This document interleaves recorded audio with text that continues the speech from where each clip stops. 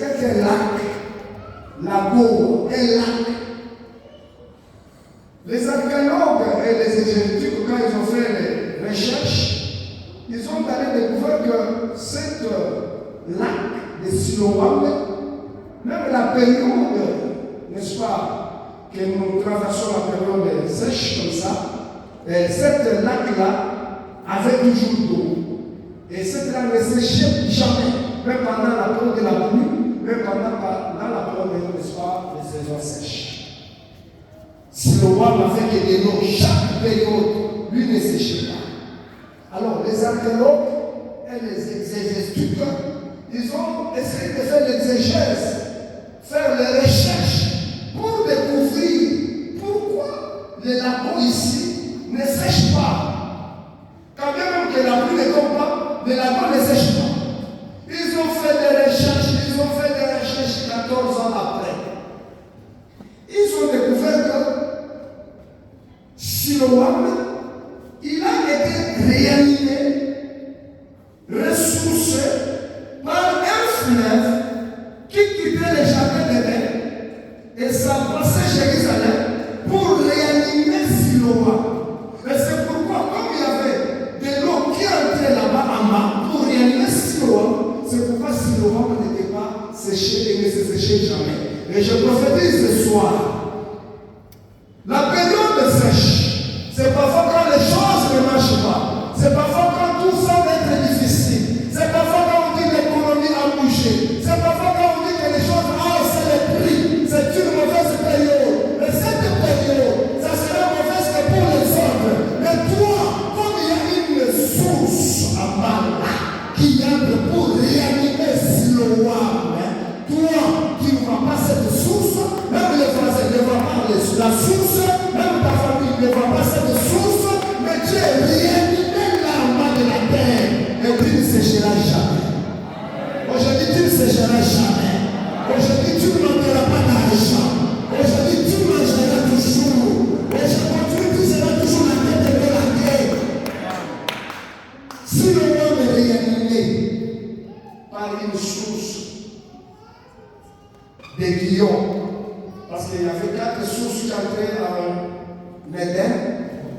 On avait Pishon, Guillaume, Ephrata et Tigre. Les 4 sources. Pishon, Guillaume, Ephrata et Tigre. Alors, les deuxièmes ici, Pishon, on a découvert que Pishon quittait les jardins d'Éden. Et Guillaume, pardon. Guillaume quittait les jardins d'Éden pour réanimer Siloam. Or, les jardins d'Éden, c'est l'image de la présence de Dieu. Adam et Ève, quand ils étaient dans les jardins d'Éden, lieu de délices, lieu de paix, avant le péché, ils vivaient dans la présence de Dieu. Or, quand nous voyons la présence de Dieu, nous voyons l'éternité. Quand nous voyons l'éternité, nous voyons, n'est-ce pas, la parole de Dieu. Toi, comme tu es un enfant de Dieu, il y a un Guillaume qui quitte les jardins d'Éden. Il y a un Guillaume qui quitte l'éternité. Il y a un Guillaume qui quitte le ciel pour te réanimer. Et comme tu es réanimé, tu ne manqueras de rien. Tu ne manqueras de rien. Si tu l'amènes très fort, je vais continuer pour clôturer. Si tu me donnes un amen très bien, je vais ouvrir une parenthèse. Les apôtres sont là. Jésus pouvait dire à Pierre, prends ce monsieur, amène-lui à Siloam pour qu'il lave afin qu'il voie. Même s'il ne disait pas à Pierre, il pouvait dire même à Jean ou Jacques.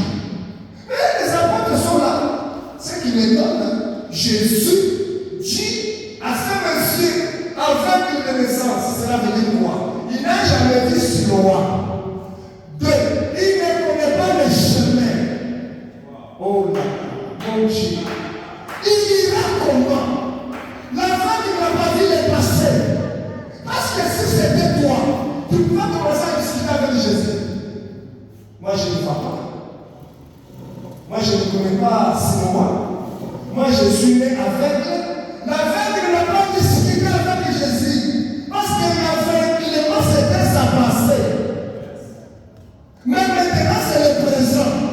Il y aura pas le futur. Dans la vie d'une personne, il y a 3 ans.